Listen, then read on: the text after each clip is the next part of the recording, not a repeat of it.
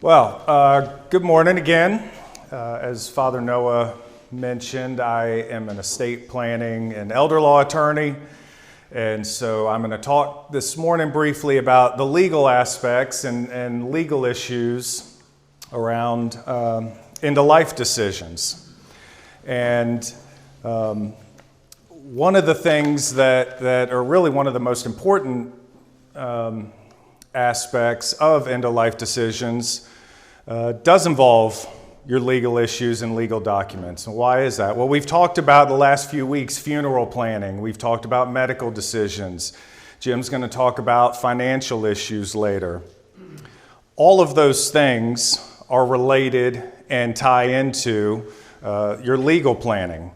And whether that's having estate planning documents in place or really having a comprehensive picture of all of this planning together, and you can't really just look at it as one aspect. Well, I got the funeral planning done here, financial planning done here, legal planning done here. It really needs to be done in a comprehensive manner, and all of that can tie together with your legal documents. But before we get into the specifics of what we need and what you should be thinking about, it's important to start off with the why and why you need to have these things in place. And what's really important, I tell clients this all the time, your legal documents and having those things in place, it will benefit you. And we've talked about some of that with medical decisions, having your wishes known, having your loved ones know what you want to have done. But the reality is, having these things in place is really, you're doing it for your family. You're doing it for your loved ones, the ones you're going to leave behind. Because I could sit up here and tell you some stories for the entire hour about what happens when people don't have that planning in place and the issues that can arise and the problems in families that can arise when you don't have the proper planning in place. So what are we talking about today, and why do I have the Book of Common Prayer with me to talk about legal issues? If I can get here. Okay, so Father Noah has asked us to think about all these issues from a theological perspective, and he's reminded us that for the past couple of weeks. And so I want to take you to page 445 of the Book of Common Prayer, where we are reminded about the duty, quote, of all persons to make wills while they are in health, arranging for the disposal of their temporal goods. And so that direction is right here in the Book of Common Prayer.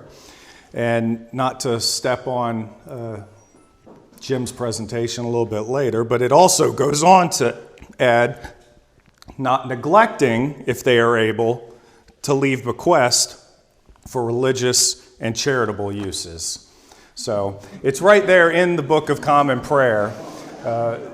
You need wills, and if you're going to do one and you want to leave something to the church, that'd be great too.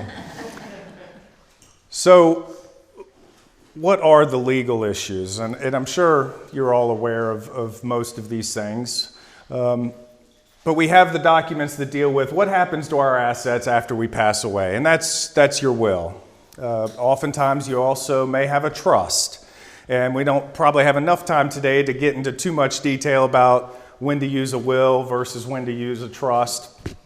But those are conversations you need to have and need to think about. Because obviously that gives you the opportunity to direct not just who's going to receive your assets, not just where they're going to go, but who's in charge, who has the legal authority to manage your affairs, to administer your estate after you pass away. And without those things, that's where, I always hear people say, well, does it go to the state? I don't want the government to get it. Well, the government doesn't necessarily get it. But if you don't have these documents in place, the state law does direct what happens, and it does direct where it goes, and it does direct who's in charge. And a lot of times those decisions are not going to potentially be the decisions you would have made if you would have set forth your own wishes in your legal documents. So you start with a will. The will, the trust, the advantage of a trust is that you can do a lot more with a trust. You can determine who gets what and for how long and under what circumstances. A will is more direct. It's outright. I leave this asset to this person. It's done. You're welcome. It was the death you left. Yeah. So, but those are important documents to have in place, obviously. The other side of estate planning, though, deals with legal documents that really take effect during your lifetime. And those are things like the power of attorney, the medical directive. We talked about medical decision making last week. And those documents are sometimes overlooked, sometimes not given enough thought. But the last statistic I saw is that more than 70% of us will have some period of incapacity during our lifetime. Maybe it's a short period of incapacity, maybe it's a longer period of incapacity. But when you're in that situation, who's going to have legal authority to act on your behalf? Who's going to be able to pay your bills? Who's going to be able to interact with your financial advisor or your lawyer or the insurance company or your doctors? And that's where your power of attorney for financial matters and for medical decision making come into place.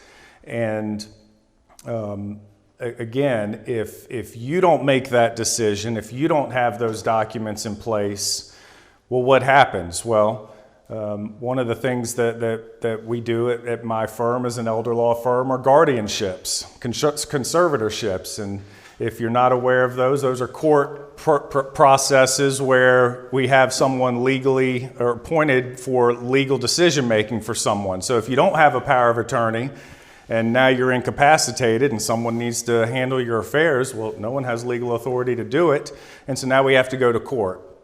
And that obviously takes some time. There's more cost to it than executing a power of attorney. And, it can always bring up some issues within the family. Well, I think I should be Dad's guardian. No, I think I should do it.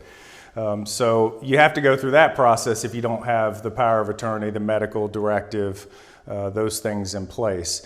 And there's certainly issues that you should give some thought to about who's going to make those decisions.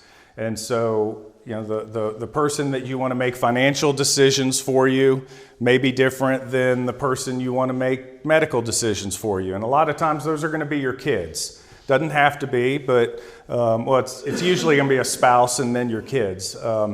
But it can be a family friend. It can be a professional. It needs to be somebody you trust who's going to carry out your wishes and is going to do what you would want them to do as far as your financial affairs and your medical affairs. And so, giving that some thought, having those people laid out in your documents is one of the most important things you can do, because it's all about having your wishes. And we talked about this last week with the medical decision making. It's all about having your wishes followed. And if you don't have these things written down, if you don't have these documents in place, then how does anybody know what you want? How does anybody know who you want to handle these issues?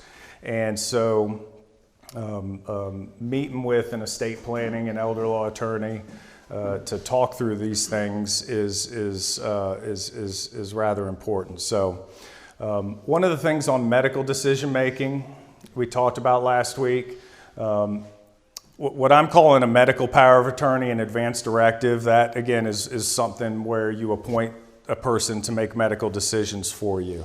There's obviously a lot more that can go into that. We also talked about last week not to be crass, but the pull the plug question, the living will. Do I want to be kept alive indefinitely if it's just by artificial means? That's something that you can have as part of your advance directive to say, I've appointed these people to make medical decisions for me, but if it comes to that decision, I've made that decision myself. I don't want to leave that decision to anybody else. And so that's your living will, or what we call living will component to the medical decision making. It's very similar, but slightly different than DNR, do not resuscitate. Again, we talked about that last week, but as Francis mentioned, that is something, a DNR is something that you discuss, execute with your doctor. That's a medical decision, not a legal decision. And I know they're pretty close, and you're going, well, why is that? I don't know, I didn't make the rules. But lawyers can do living wills. For end-of-life, pull the plug, do not resuscitate. That's something you have to discuss and execute with your doctor. But again, that's why I say that all of these are kind of comprehensive, or you need to look at this in a comprehensive manner. So I think at this point, I'm going to ask Jim to come up here. And we're going to have some time for questions at the end, but I want to let Jim take a few minutes and talk first. So, good morning. Welcome again. My name is Jim Dilley. I've been in the financial services business for the past 40 years. And what I'm here to give you this morning is really an unpaid financial review of the church. We never talk about the finances of the church, but I'm going to talk about it with you for a few minutes now. If you think about the finances of the church, it's really like a three-legged stool. The first leg of the stool is the annual campaign, which we're getting ready to complete in the next week or two. Our budget for next year is right at $1.1 million. We think we're going to get to that goal, so that's a big accomplishment. The second leg of the stool is the capital campaign. We're getting ready to close out the capital campaign. It's been going on for 8 years now, believe it or not. We're in the last stage, at least we believe it's the last stage. We have a goal of $2 million. We've raised about $1.9 million to date on that $2 million, so we're awfully close. And we think the construction can be completed in the spring of next year. To put that $2 million in perspective, though, you need to think about what we've done over the last 8 years. And during that 8-year period, we've raised almost $12 million for the reconstruction of the sanctuary, the parish house, and Lloyd Hall. So when we get to the end of this, we're going to have a fabulous facility that I think we can all be proud of. And I think at the beginning, Francis and I were not here 8 years ago when this started, but the people I've talked to said that they would have never imagined that we could raise $3 million or $4 million or $8 million, and $12 million is the number that we're now at. So I think it's something we can all be extremely proud of. The third leg to that stool is planned giving. And for us, we have what's called the Heath Light Society. And that's something that allows each of us to include in our wills, in our estate documents, in our trust, if we want to give something back to the church after we die. Anybody here part of the Heath Light Society? We got 1, 2, 3, 4. Great. And we probably have about 25 people, 30 people total that have already indicated to us that they have included Christ and St. Luke's in their estate planning documents. There's a form that I passed out earlier, and if you would like to participate in that, please complete it. We get lots of people that include the church in their estate documents. They never tell us. That's okay. We find out once they die and once their estate has been settled. But there are a couple of different ways that we can give money back to the church. One is a bequest. And if we give a bequest to the church, either in our will or in our trust documents, it simply says, I would like to give Christ and St. Luke's Church $2,000, $3,000, $5,000, $50,000, whatever the amount is. You include that in your estate documents. When that money comes into the church, it's not restricted in any way. So the vestry and the clergy can decide how that money is spent. So if it were to come in, say this week, we might use that money towards the completion of our construction project. If it comes in next year, we might be using that money towards hiring an associate priest. So it depends on the year. Typically, there are no restrictions when we do bequest. Lots of people want to have more control when they give their money. And if you're one of those people, an endowment is a vehicle that you can use and remain in control of that money and how the church uses it. So if you decide that you want to give the church $50,000, $100,000, $1 million, whatever the number is, you can state what your purpose for that money is. So it might be outreach, might be local, might be international, it might be children's ministry, it might be for the maintenance of the building, it could be for anything you want. And what happens with that money is we don't touch the corpus of the money. We only use the gains or the income that's created from that to provide for those various ministries. And the idea is that that money will remain here in perpetuity. Our endowment currently is right about $3.5 million. You heard Father Noah say at the beginning of the meeting we were hoping to increase that to $7 million before you guys leave today. Maybe that's low and maybe we need to get to $10 million. I will tell you that nationally, our endowment for the size of a parish that we have is very low. And we do have a need to increase that. We're not trying to increase it today by any means. That's a total joke that I'm giving you. But we are involved in it. We are talking to people about including the church in their trust documents. When we start talking about changing documents and going to a lawyer and adjusting our will or our trust, lots of us kind of glance over and say, well, that's just way too hard for me. I don't want to go and have to do all of that. There are some other ways that you can include the church in your financial situation. If you have an IRA, an individual retirement account, you can change a beneficiary on that IRA account just by going in to whoever you deal with at a bank or a brokerage firm and saying, I'd like a change of beneficiary form. You could put your spouse as receiving 90% of your assets and the church 10% of your assets. You can make that change today, and if situation changes, as they often do, a year from now or 3 years from now, you can go back and make that change again. So it gives us complete flexibility to name the church just as a beneficiary of our IRA. Does anybody take a required minimum distribution out of their IRAs, RMDs? So we all know what that was. I was telling Frances the other day what I was going to talk about. She said, WMDs? I said, no, RMDs. She said, well, make sure you're not talking about weapons of mass destruction. And I said, no, I think this crowd will understand what an RMD is. But when you take a required minimum distribution out of your IRA, it's taxed as ordinary income. Instead of taking that distribution from your IRA, you can make Christ in St. Luke's the recipient of that required minimum distribution. You don't pay any taxes on that. The church doesn't pay any taxes on that. The only person that loses is the federal government.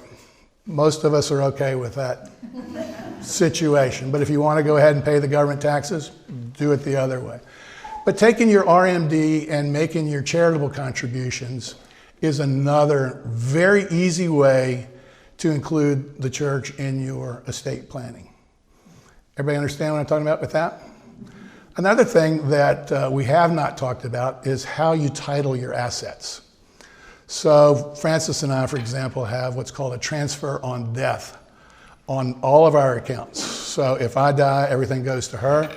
If she and I both died at the same time, it goes to our children and to the church. So there are different ways that we can title our assets, our checking accounts, our investment accounts, whatever accounts we have. And we can avoid probate on doing that, and we can direct that money to those people that we want. Make sense? Yeah. Stephen, come on back up and we'll answer some questions.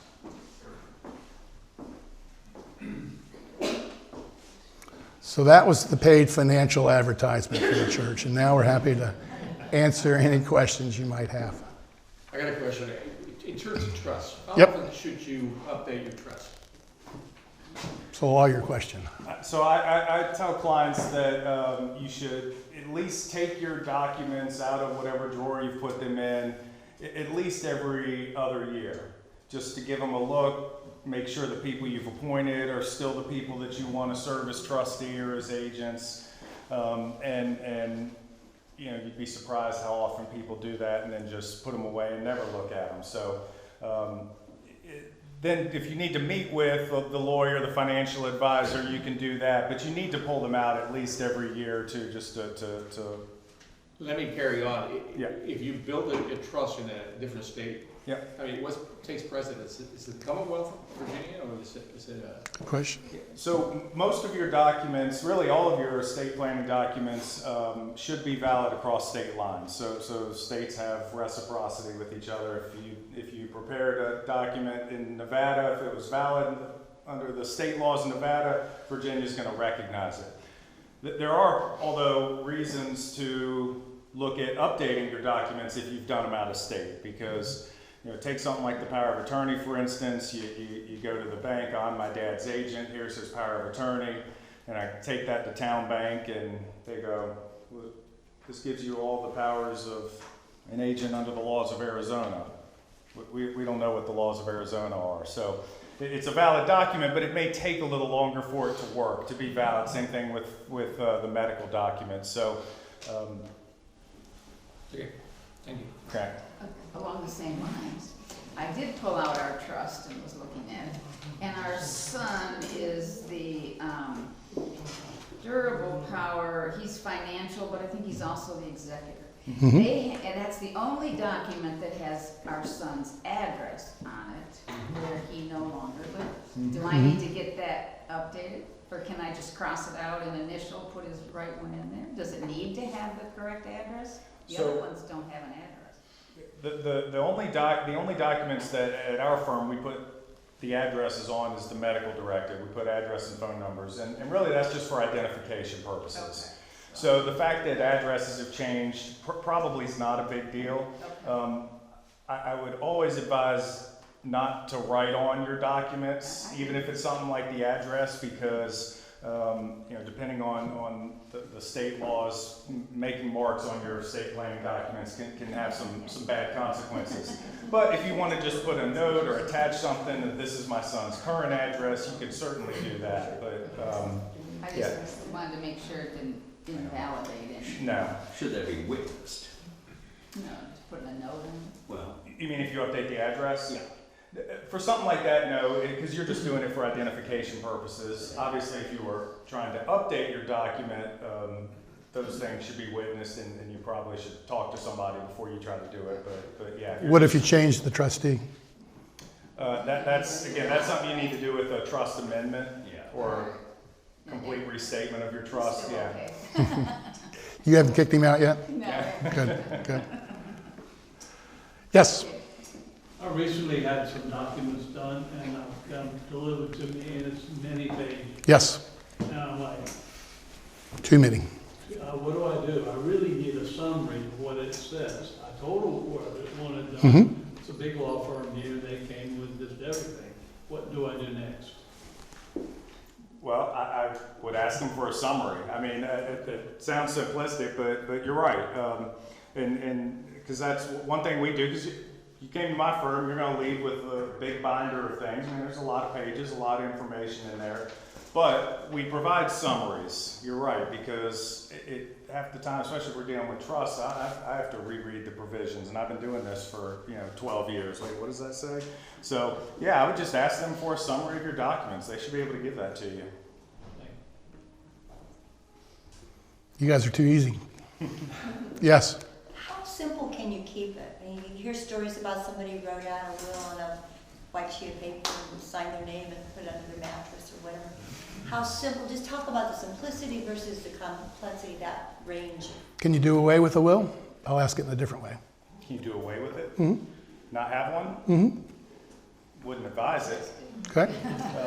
So even if you have a trust, you have a will, or you need a will. The simplicity, it really depends on the situation. People do have very simple wills. You can have what we call in Virginia a holographic will. You write your will out yourself in your own handwriting and sign it. That is valid. It really depends on your situation, though.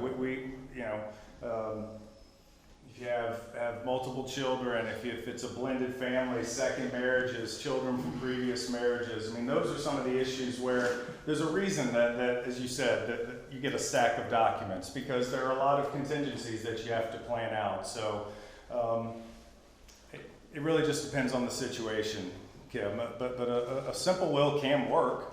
It absolutely can. But I would talk to an advisor first before deciding whether I should just, handwrite my own will or not, so. Yes, sir. Do you know if medical schools are still accepting donations for bodies for anatomy classes and things like that? Is that still a common practice? Mm-hmm. Or not? Yeah, it is, and in Virginia, we have the state anatomical program as well, that you can sign up with that ahead of time if you want. We can put it in your legal documents as when I pass, I donate my body to the state anatomical program, and then they make disposition of the body, or you can leave more specific directions, and then eventually once that's done, they return the ashes to your family. But yeah, we that is accepted, and clients do that all the time. Yes. So, allocating one's R&D, let's say, to this church, does it have to be 100% of the R&D, or can it be a portion? Good question. So the question was, if you allocate your RMD to the church, do you have to give 100% of your RMD to the church? And the answer is no. So if your RMD is $50,000 this year and you want to give the church $5,000, you can go to your broker or your bank and give them, all you need is a letter, and they can take care of that for you. A letter from who? A letter from you stating what you want done. Yep. It's very easily done. And there's no taxes with it, is the beauty of it. So the church wins and you win. Yes? I was just thinking about the latter. Mm-hmm. That's all. I write an email to my financial person, and that's sufficient. Correct. And they might want a hard copy of that, or they might give you a form that they want you to use. So everybody does it a little bit differently, but it's a very simple process. And you just need to contact that person and say, what do you require? And they'll tell you.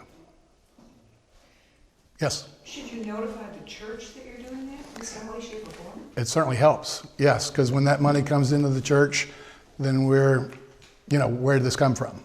So if you're going to plan to do it for 2023, for example, you want to make that your annual pledge for 2023. On your pledge card, just note that. And if you've already turned your pledge card in and you want to do it, just make a call to Judy, and she can help you in the business office as well. Yep. You'd be surprised at how many checks come in from, we have no idea. And it's great. They don't complain, and they certainly don't send the checks back. But it takes some work trying to figure out, so that you want that credit. They want to find you, and it certainly helps to do that. Yep. All right. Well, we'll conclude a minute or two early today then. Thanks for coming.